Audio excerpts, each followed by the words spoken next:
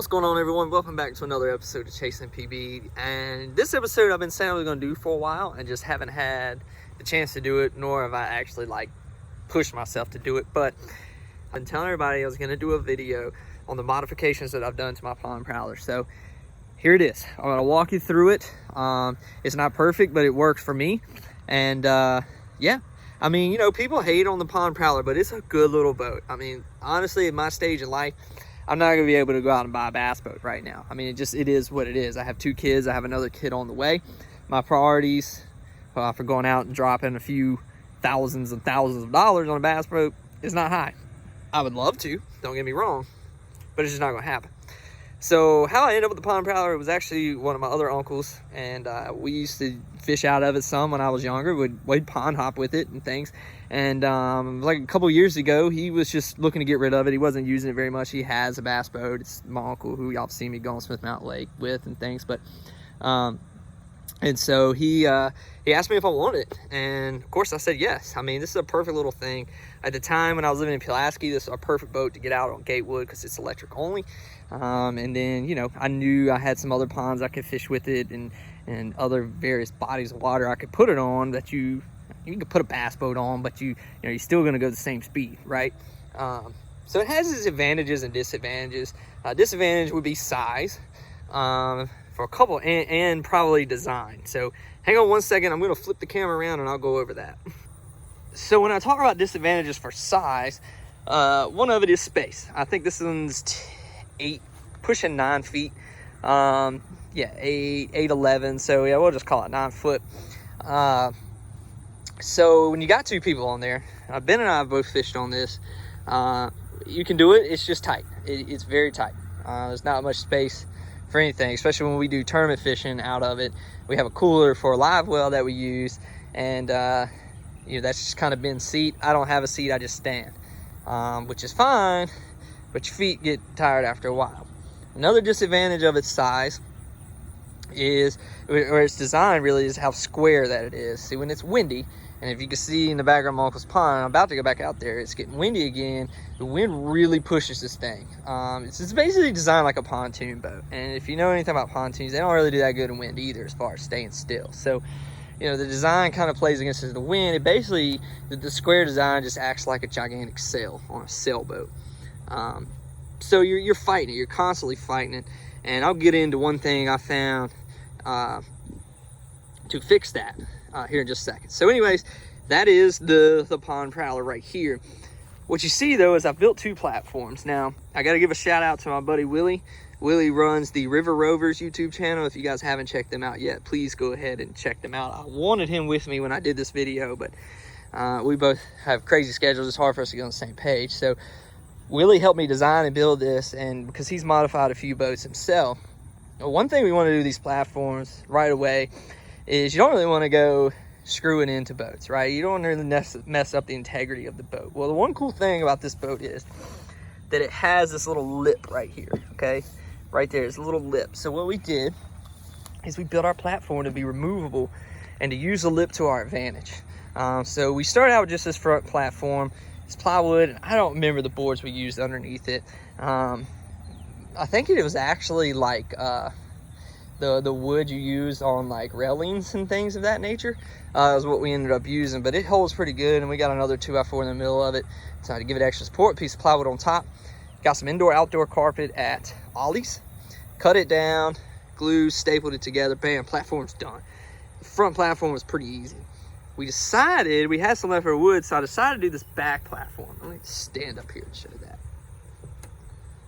Now, I did this back platform for a couple reasons. One, the batteries, you can see there's a, right there is kind of a compartment.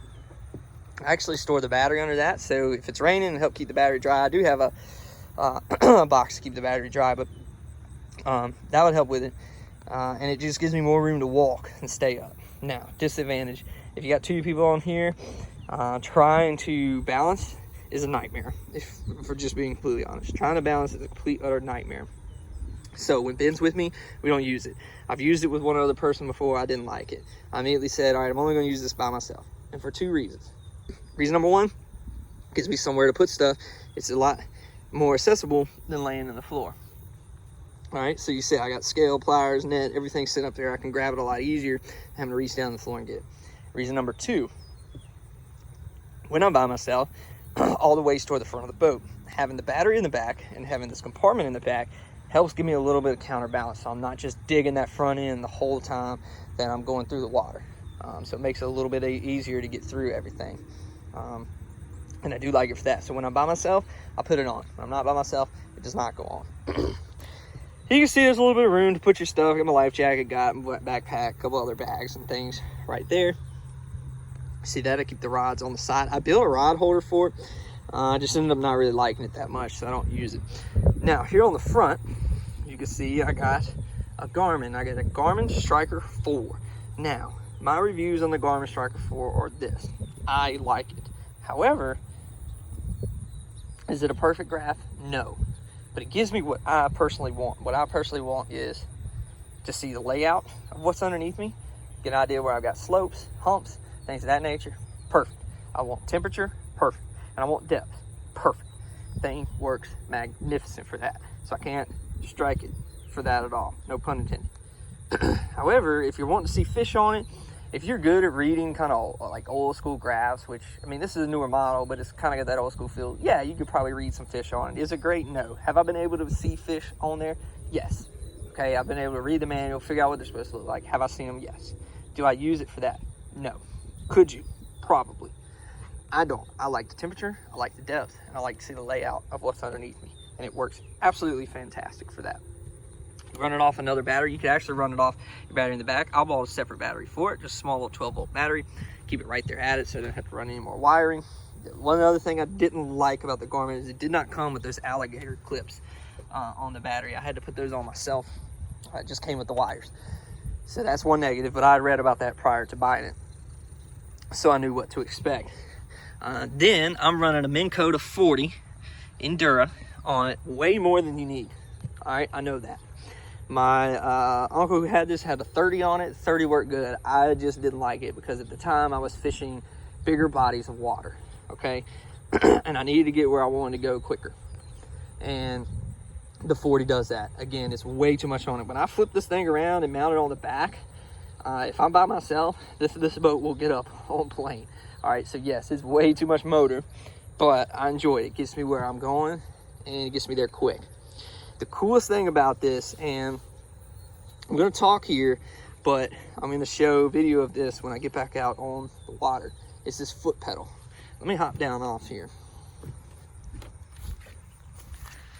So this foot pedal comes from Troll King. Let me move over here where I can actually show you their logo. I want to give a shout out to those guys.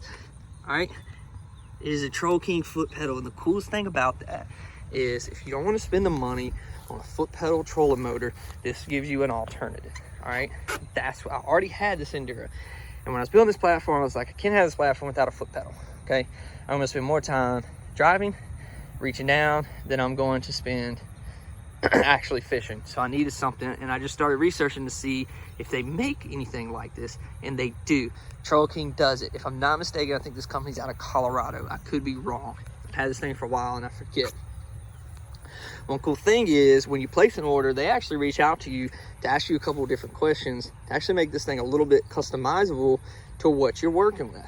And I found that out the hard way because I bought it and like 3 weeks ago by and I hadn't got anything saying it's shipped. So I reached out and they have been emailing me, but it had gone into my junk folder. But a quick 10-minute conversation on the phone with this company, and it's just a guy, I think he just kind of does it on his own. It's a very small business, if I'm not mistaken. They had it ready to go. The foot pedal here, you know, goes back and forth. This rod right here connects to this mount on the trolling motor, and that controls left or right. If you want to go in reverse, you just change the trolling motor to reverse. It works in reverse. There's 2 ways you can run the motor. You can step on this. Let me actually cut this on.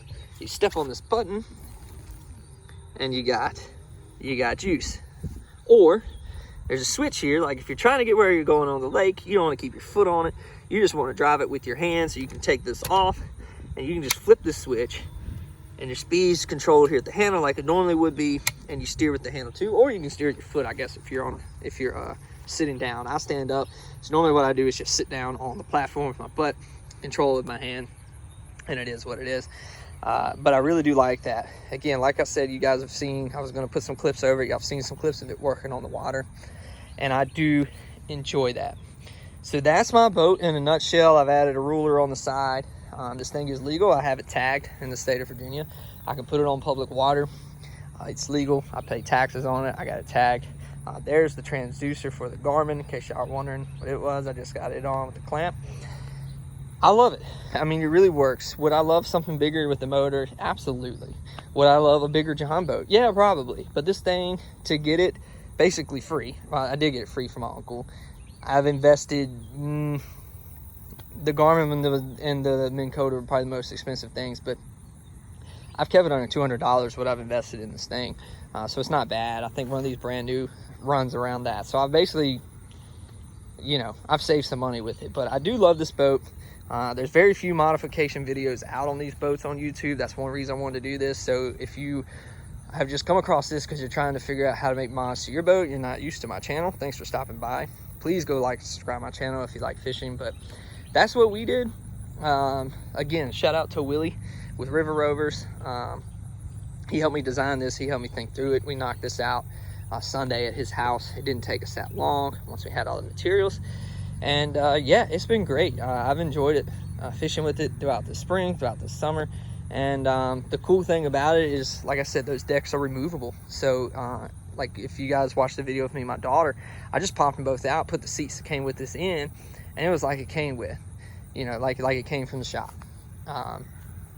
You know, right out of the box. We basically had the original boat. So that's cool. You're not stuck with it, and you're not drilling holes into the boat itself. You know, some people like doing that. That scares the crap out of me. All right, I don't want to go put holes in a boat. That's just me personally. Yeah, so I hope you guys enjoyed this video, seeing how I did this modifications. I've been saying for a while now that I was going to do this video, just haven't done it. Apologize for that. So now that you've seen it, if you have any questions, drop it in the comment box. I try to get back to the comments as quickly as I can. And I hope y'all enjoyed it. If you're in the market for one of these boats, like if you are wanting something similar to this, like if you like to pond hop, I'm telling you, you can't beat this thing. You can't beat this thing. I know some people take these on the river and stuff. I haven't, but you certainly could. And it's lightweight too. That's one thing I left off of it. Obviously it gets a little heavy for everything I've added to it, but I can pick this whole boat up by myself and get it onto the back of my truck. And I have a short bed truck, and this thing fits on there perfect. Ratchet strap it down, good to go. So appreciate you guys checking this out, watching another episode again. Hit that like button, hit that subscribe button, and as always, folks, keep chasing.